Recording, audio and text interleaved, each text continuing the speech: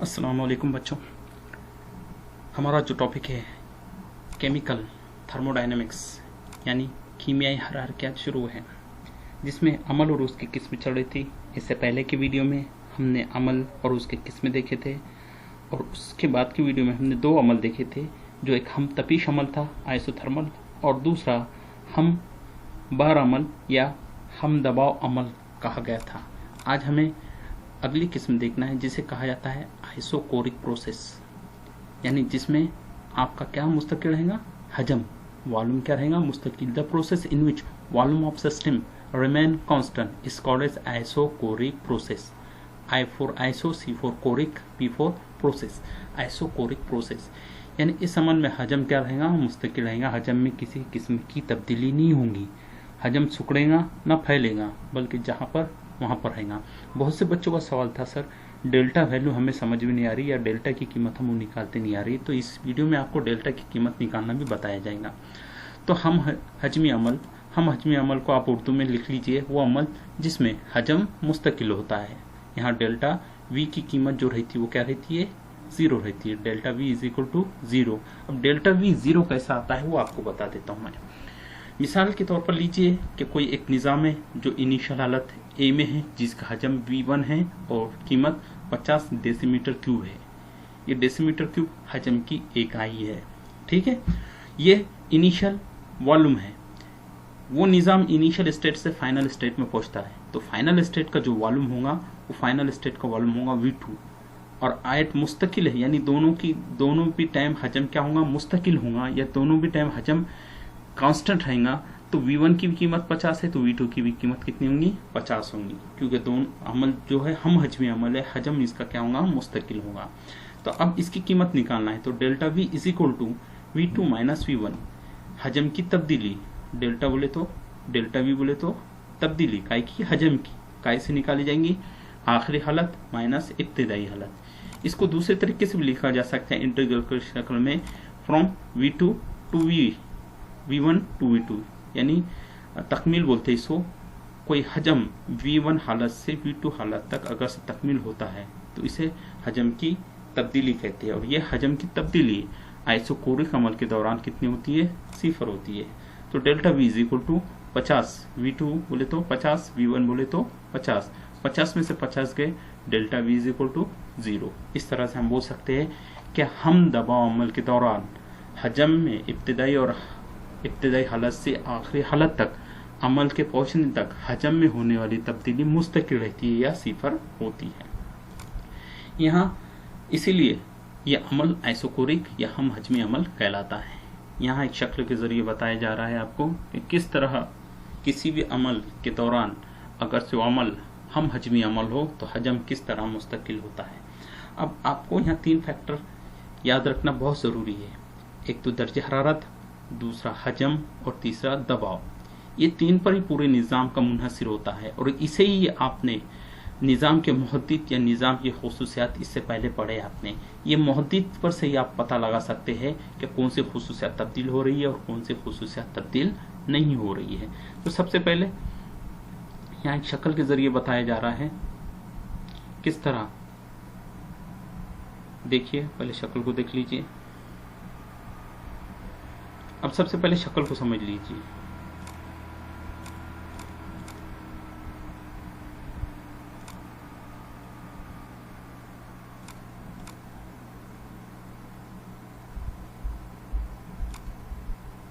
ये है, शक्ल को समझ लीजिए।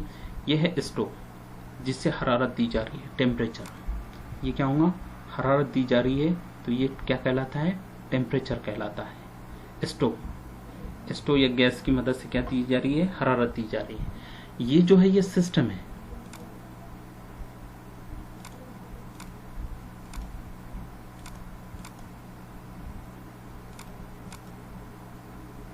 ये होगा टेम्परेचर। स्टोव की मदद से जो दी जा रही है वो टेम्परेचर होगी, वो हरारत होगी, ठीक है। ये हरारत के बढ़ने की वजह से हजम में तब्दीली होगी, हजम फैलने की कोशिश करेगा, ये होगा हजम। दरअसल ये पूरा सिस्टम होगा। इस सिस्टम में ये यहाँ से तो यहाँ तक की जो रखी गई है वो गैस है, ये स्टोव है, ये गैस है, और ये प्रेशर गेज है जिससे प्रेशर गिना जाता है। जैसे ही स्टोव को शुरू किया जाता है ये गैस फैलना शुरू होती है। अब गैस तो कांस्टेंट है इसलिए गैस फैलेंगी, मगर फैलकर एक सिर्फ प्रेशर क्रिएट करेंगी, दबाव पैदा करेंगी, और दबाव की वजह से प्रेशर क्या होगा, बढ़ेगा। तो इसके ग्राफ कैसे आएंगे, ये ग्राफ आपको बनाना है। टेम्परेचर प्रेशर ग्राफ बोलते हैं इसे, टेम्परेचर प्रेशर ग्राफ बोलते हैं। यानी आपको एक जगह टेम्परेचर लेना है वाई एक्सिस पर और प्रेशर लेना है एक्स एक्सिस पर, और एक ग्राफ तैयार करना है। अगर से इसकी ग्राफ देखते हैं तो किस तरह से ग्राफ आएंगे वो भी बता देता आपको। ग्राफ ये आपको तैयार करना है वैसे, मगर एक शॉर्टकट आइडिया बता रहा हूँ मैं आपको। इस तरह से ग्राफ आएंगी, एक तरफ आपको टेम्परेचर लेना होगा और दूसरी तरफ आपको प्रेशर लेना होगा, क्योंकि यहाँ पर वॉल्यूम जो है वो क्या है, कांस्टेंट है, यानी क्या होगा, जीरो है। वॉल्यूम में किसी किस्म की तब्दीली नहीं आती। तो यहाँ पर स्टोव की मदद से आप टेम्परेचर बढ़ाएंगे, टेम्परेचर बढ़ता है तो प्रेशर भी बढ़ेगा। यानी ग्राफ जो आएंगी आपकी इस तरह से आएंगी, जैसा जैसा टेम्परेचर बढ़ेगा दबाव भी वैसा वैसा बढ़ेगा। ये ऐसी ग्राफ आपको तैयार करके मुझे भेजना है। क्यों, अब यहाँ देख लीजिए आप, ये वॉल्यूम है, वॉल्यूम में क्या होगा, इजाफा होगा। वॉल्यूम में इजाफा होता है मगर प्रेशर फिक्स किया गया, ये वॉल्यूम क्या हो, फिक्स किया गया है, इसलिए वॉल्यूम जैसे जैसा बढ़ेगा ये प्रेशर ऊपर से जो पिस्टन है ये इसका प्रेशर बढ़ेगा, इसका प्रेशर बढ़ेगा, मगर पिस्टन ऊपर नहीं आएगा, मगर पिस्टन के जो ऊपर का दबाव है वो बढ़ते जाएगा। तो इस वजह से क्या होगा, प्रेशर बढ़ेगा।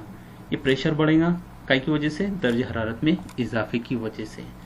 ये प्रेशर है, प्रेशर बढ़ेगा। यहाँ दर्ज हरारत बढ़ा है, दर्ज हरारत की वजह से वॉल्यूम बढ़ेगा, बढ़ने की कोशिश करेगा मगर बढ़ेगा नहीं, तब्दीली नहीं होगी, क्योंकि कांस्टेंट रहने की कोशिश करेगा। वो कांस्टेंट रहने की कोशिश करेगा तो वॉल्यूम नहीं बढ़ा तो क्या बढ़ेगा, प्रेशर बढ़ता है।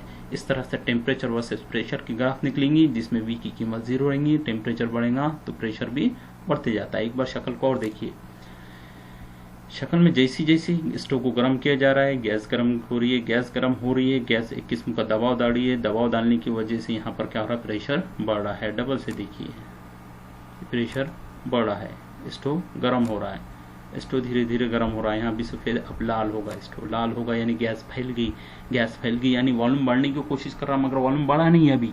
वॉल्यूम बढ़ा क्या नहीं, वॉल्यूम को जितना के उतना ही रखना है, मगर जो रख रहा है वॉल्यूम को जितना के उतना, यहाँ का प्रेशर ये दबा के रख रहा है, ये दबा के रखने की कोशिश कर रहा है, मगर दबा के रखने की कोशिश में हो क्या रहा है, ये गैस का दबाव बढ़ रहा है तो उधर प्रेशर भी क्या होगा, बढ़ते जाएगा।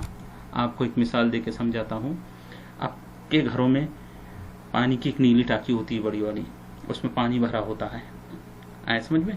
तो पानी में एक काम कीजिए, आप एक खाली मग लीजिए, मग्गा, खाली मग्गे को उल्टो कीजिए और उस टाकी में डुबोइए। जैसे जैसे आप डुबोएंगे वैसे वैसे उस पर एक प्रेशर बढ़ेगा। उसमें हालांकि पानी नहीं जाएगा, पानी नहीं जाना चाहिए, उल्टा आपको डुबाना है। उल्टा जैसे आप डुबाते हैं तो एक किस्म का प्रेशर आपके हाथ पर आएगा। आप दबाएंगे नीचे से प्रेशर दबाएगा, आप जैसा जैसे दबाएंगे नीचे से वैसे वैसे प्रेशर दबाएंगे। तो आपकी ताकत उस प्रेशर से ज्यादा है, इसलिए हजम जैसा जैसा अंदर जाएगा दबाव वैसा वैसा बढ़ेगा।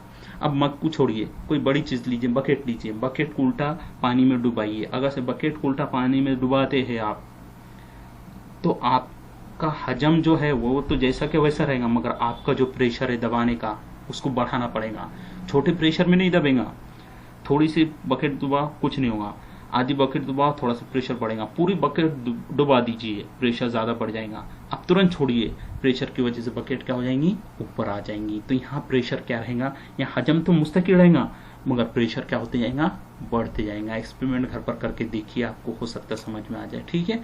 तो यहाँ वही हो रहा है, जैसी जैसी इसको हीट कर रहे हैं ये गर्म हो रहा है, हजम बढ़ रहा है, हजम बढ़ने की कोशिश कर रहा है, मगर हजम तो नहीं बढ़ पा रहा, क्योंकि हजम को मुस्तकिल रखना है, हजम को मुस्तकिल रखना है। तो हजम को मुस्तकिल रखने के लिए आपको ऊपर से क्या बढ़ाना पड़ेगा, प्रेशर। इसलिए यहाँ पर ये जो प्रेशर है ये क्या होते जा रहा, बढ़ते जा रहा है हजम को मुस्तकिल रखने में। इसलिए जैसा टेम्परेचर बढ़ता है प्रेशर भी क्या होता है, बढ़ता है, हजम क्या रहता है, मुस्तकिल रहता है, ठीक है। ये होगा आइसोकोरिक प्रोसेस या हम हजमी अमल। इसके बाद हमको देखना है नेक्स्ट प्रोसेस। आइसोकोरिक के बाद जो चौथा अमल है उसे कहा जाता है एडियाबेटिक प्रोसेस। तो अमल की किस्में चढ़ी, अमल की किस्म में एडियाबेटिक प्रोसेस। एडियाबेटिक प्रोसेस को दो किस्मों से, दो सिंबल से जाहिर किया जाता है, एक तो डेल्टा एच से और दूसरा क्यू से। द प्रोसेस इसमें no exchange of heat energy यानी हरारती तवानाई की तब्दीली नहीं होती है या तबादला नहीं होता है काय के बीच में, सिस्टम और सराउंडिंग के बीच में, यानी सिस्टम और सराउंडिंग के बीच में किसी किस्म की हरारत की तब्दीली नहीं होती। इसीलिए इसमें क्या होता है, जो डेल्टा की कीमत रहती है वो डेल्टा एच की शक्ल में सिफर ली जाती है। हालांकि ये एडियाबेटिक जो प्रोसेस है ये पाथ फंक्शन है, स्टेट फंक्शन नहीं है, क्योंकि क्यू, इससे पहले भी मैंने आपको बताया था, क्यू जो होता है वो एक पाथ फंक्शन होता है, वो रास्ते पर मुनासिर होता है, ना कि इब्तिदाई और आखिरी हालत पर। हाँ, मगर डेल्टा एच जो अंदरूनी तवानाई है वो काय पर मुनहसिर होती है, स्टेट फंक्शन पर मुनहसिर होती है। ठीक है, तो आज की हमारी तीसरा जो अमल है वो है एडियाबेटिक प्रोसेस। इससे पहले जो हुआ था वो आइसोकोरिक प्रोसेस या हमाजमी अमल था। अब इसमें आपको करना क्या है, इसे उर्दू में हम मज़हम अमल भी कहा जाता है या हर नागुजार अमल जिसमें से हरारत नहीं गुजरती है। अब यहाँ पर हीट एनर्जी मीन्स क्या है, means of heat energy is constant, यानी यहाँ पर हरारत जो होती है, डेल्टा एच जो होता है वो मुस्तकिल होता है, या क्यू की वैल्यू जो होती है मुस्तकिल होती है। यानी अगर से अब इसको समझना है तो थर्मास में रखी हुई चाय, ना वो चाय की हरारत अंदर से बाहर आ सकती है ना बाहर से अंदर जा सकती है। अगर से आपने गरम गरम चाय थर्मास में भर के रख दिए तो तकरीबन 2 दिन तक अगर से आप उसके ढक्कन को नहीं खोलते हैं तो 2 दिन के बाद भी अगर से आप खोलेंगी तो वो आपको गर्म ही मिलेंगी, क्योंकि उसमें जो सीसा पारा जो होता है वो हरारत को बरकरार रखने की कोशिश करता है, फिर भी थोड़ी मिकदार में हरारत खारिज होती है। तो इसे हर मज़हम अमल या एडियाबेटिक प्रोसेस कहा जाता है। इसको समझने के लिए पीवी ग्राफ दी हुई एक एडियाबेटिक प्रोसेस दिया गया है। ये एक निज़ाम है, निज़ाम को इंसुलेटर या इसको इंसुलेटर को कहा जा सकता है, मौसिल की मदद से क्या किया जाता है, बंद किया जाता है, जिसकी वजह से अंदर की हरारत बाहर नहीं आ सकती और बाहर की हरारत निज़ाम के अंदर नहीं जा सकती है। यानी निज़ाम से माहौल में कुछ तबादला नहीं होगा और माहौल से निज़ाम में कुछ तबादला नहीं होगा, इसीलिए इसका एडियाबेटिक प्रोसेस कहा जाता है। इसीलिए डेल्टा एच यहाँ पर क्या होता है, सिफर होता है। ठीक है, इसको समझने के लिए एडियाबेटिक प्रोसेस और आइसोथर्मल प्रोसेस दोनों को समझने के लिए एक अच्छा वीडियो हाथ में लगा है, वो वीडियो आप पहले सुन लीजिए। ठीक है, उसके बाद आपको असाइनमेंट क्वेश्चन देता हूं मैं।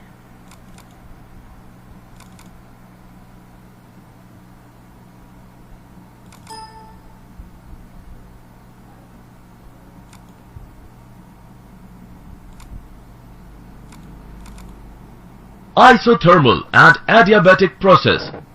Isothermal process.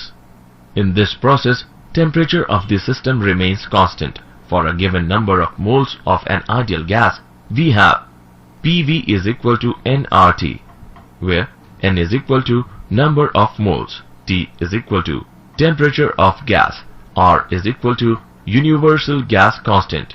Since T is constant, therefore PV is also constant. The essential condition of isothermal process are: temperature should remain constant. Changes must take place at a slow rate. Specific heat of the gas is infinite. Adiabatic process. In this process, there is no exchange of heat between the system and the surroundings. Delta Q is equal to 0. The essential conditions of adiabatic process are: there should be no transfer of heat energy. Changes must take place at very fast rate. Specific heat is 0. The pressure volume curves of an ideal gas show two adiabatic process connecting two isotherms. तो ये होगा adiabatic process, Isothermal and adiabatic process. अब आपको home assignment के तौर पर क्या करके लाना है, आपको होम असाइनमेंट के तौर पर